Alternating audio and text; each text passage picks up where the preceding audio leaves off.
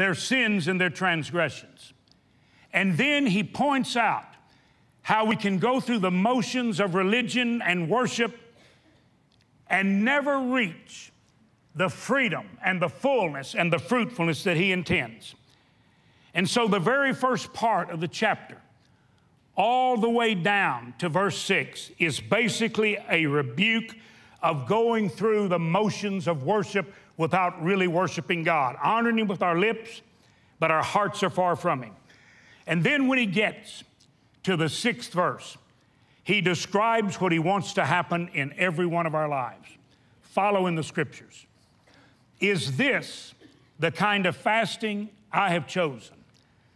To loose the chains of injustice, to untie the cords of the yoke, to set the oppressed free, to break every yoke, not some of them, every yoke, everything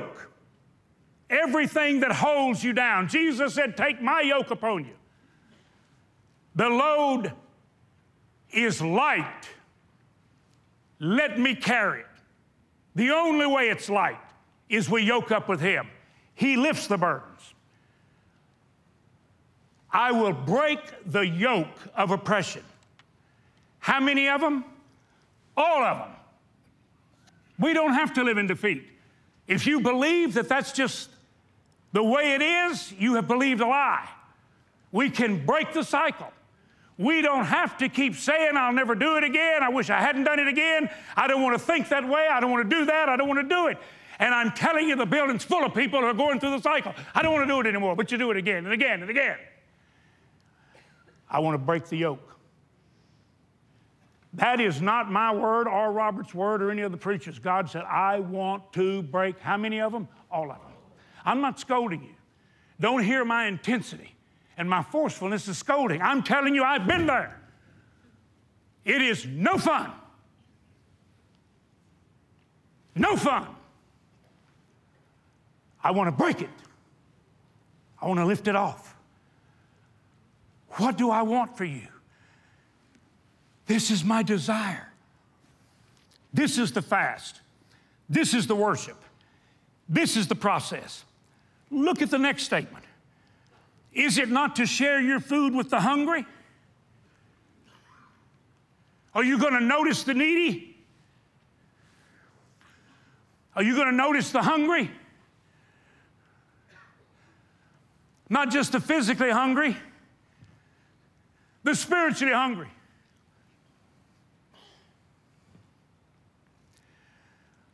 I wish you could sit with me.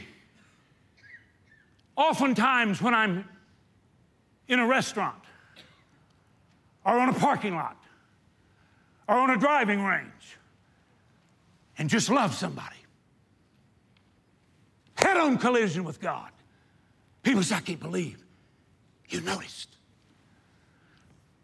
I care. I talked to people in Atlanta this morning when I read a liberals article this week. One of the strongest voiced liberals in the country who just assaults people who I think sometimes are really thinking straight. But he said something. He said a wealthy developer developed the East Lake area of Atlanta. Well, I understood East Lake because I like golf, and that's where Bobby Jones played. And they had rebuilt East Lake Golf Course. And East Lake is where the golf PGA Tour closes, at East Lake, in the FedEx Cup. That's not the deal. The liberal says, when this developer came in, he took everybody in poverty and all the people that had a middle stable income, and he developed housing, and he put them all together, loving and influencing one another. And the acceptable rate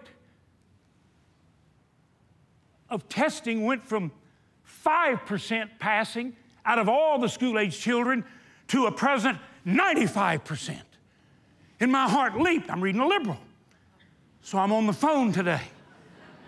And I'm talking to him. And I find out that The man's a Christian. And I said, you mean he doesn't think government's the answer? No. Who's with him? What's he doing? Well, he's with Warren Buffett. Buffett? What kind of Christian is Buffett? What are they doing? Trying to find ways to help people. I said, they're Christians? I said, I just talked to over 100 businessmen in Houston yesterday. Some of them are developers, and they got a broken heart for the nation. They said, well, he develops in Houston. I said, well, I got to get them together. You say, why are you thinking this way? Because I don't just see hurting people in Africa. I see them everywhere. But when I say to you, help the suffering, we say we already paid our taxes. We helped them. And God Almighty knows we have paid our taxes.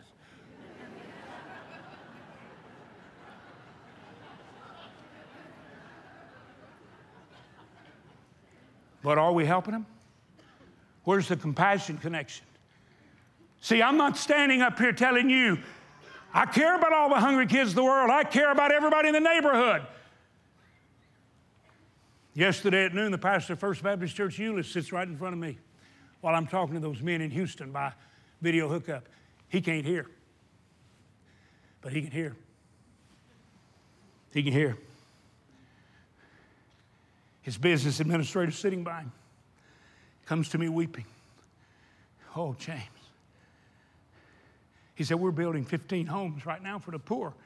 Our church is beginning to look beyond our walls. By the way, this church does that beautifully.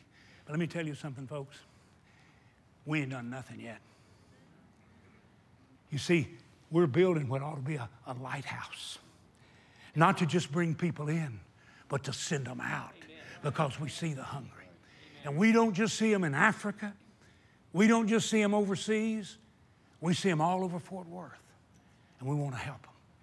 Are you listening? See, I'm talking about a freedom where you get your eyes open to notice people. I don't want anybody in this nation not to know somebody loves them. And I don't think Pharaoh can take care of them. I don't think we trust the shadow of Egypt. Are you listening to me? You say, why are you talking about all this to us? Because that's why you're here. You're not here to hide the light and the freedom under a bushel of comfort and compatibility. No. Pierce the darkness. You are never to be the same. From this weekend on, you are never to be the same. Never, never. And when you walk out of here, you're not going to be freed from the fight. You're going to be freed to the fight. The fight will never leave. Don't ever let the fight get out of you. I will not lay down and let the enemy walk on me. I will never be a smooth road for him to trample on. I will put the enemy under my feet like dust. I will stomp on him. Every serpent. I am telling you, you are not to be the same. And you don't go out here thinking about what's in it for me. You go out here saying, God, what have you got in me for them and for your glory?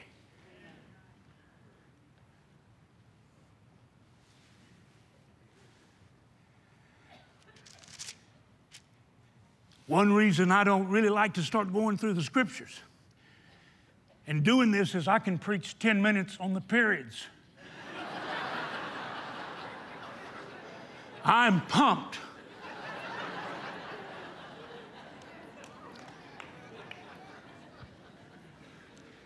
The word is alive. And I'll make you this promise. I promise you. It's not my promise. It's really God's promise. If you will stay with us and get this word out of that leather binder and get that word bound up in your heart, it'll be like a fire in your bones. It'll be like honey. Gold and silver tried in the fire, pure, reflecting the beauty of the purified work he's accomplished in your life. And when you look, you'll see Jesus. When he looks, he'll see himself in you, refined like silver. It'll happen, I'm not kidding you. Some of you are so hooked, so messed up. I'm going to show you that process. I want to show you what happens. But I'm telling you, you're not going to be the same.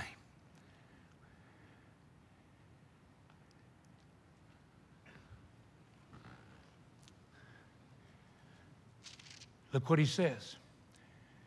You're going to provide the poor wanderer shelter. Where do we find shelter? Not in the shadow of Pharaoh, not in the shadow of Egypt. Where do we find shelter? In the shadow of the Most High, under his wings. When you see the naked clothing, that's not a clothing ministry. That's a ministry. But we're talking about clothing people in the righteousness of God. And don't turn away from your own flesh and blood. Don't turn away from your family. Help each other. And Robert, you've done such a marvelous job here. The whole church family, I cannot tell you how grateful I am for what I have seen you do for neighbors and people with a broken heart. I have been amazed at what I've watched happen through some of you. But it's to happen through every one of you. Neighbors, you understand this is life.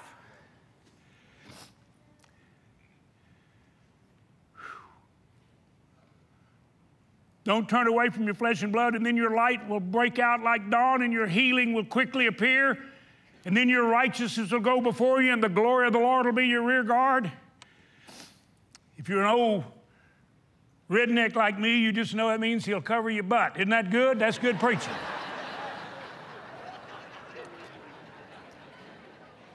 That'll preach it in the locker room. Take it. Need your butt covered. That's what you do in team sports. You cover each other. And then you'll call and the Lord will answer and you'll cry for help and he'll say, here am I. Now he's back to freedom, next verse. If you do away with the yoke of oppression and the pointing of the finger. In other words, quit accusing. Don't be accusers of the brethren. Oh, I pray you don't hear my preaching as accusing. This is an invitation. He's inviting us to come and get under his wings. I wish you could have seen the mallard duck and her little ducklings behind her. And Betty said, James, you see the ducks? I said, no, I didn't see them. So they're over there. They went over behind the colonel's house. I said, go see them. And I go running out. And I said, Colonel just happened to walk. I said, Colonel, he's got two boys in the Middle East, two his sons. Did you see the little mallard duck and the mother duck and little ducklings? No, I didn't see them. I said, well, I think they went in your backyard. He said, let's go look for them. We go walking around the house. We come around his car he had parked there, and this mother duck saw us coming, big old colonel, big old preacher coming, and that mama duck, she just went like this, whoo, and those little ducks, the cutest little things, ate them. And he just scurried in there on her wings, and then all of a sudden she went,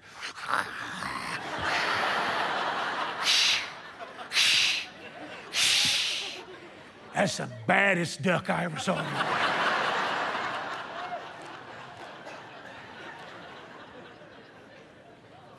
And you remember when Jesus said, over Jerusalem, I would that you would come to me like a hen, get under my wings. You know what I saw? He said, I'm inviting you to come, not because of the desolation of Jerusalem.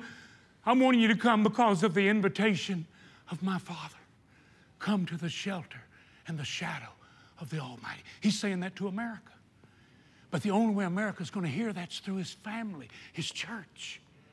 You're the manifestation of Jesus on the earth. And then he says, spend yourself in behalf of the hungry and satisfy the need of the people that are not free, the oppressed. This is how you get to be the garden, the fruitful garden. And then he says, your light will arise in the darkness, and your night, the darkest, loneliest moments. I'm telling you, even in the valley of the shadow of death, he's there. I mean, it's awesome. And he'll satisfy your needs in a recession or a challenging time. It's what God does for us. It's absolutely awesome.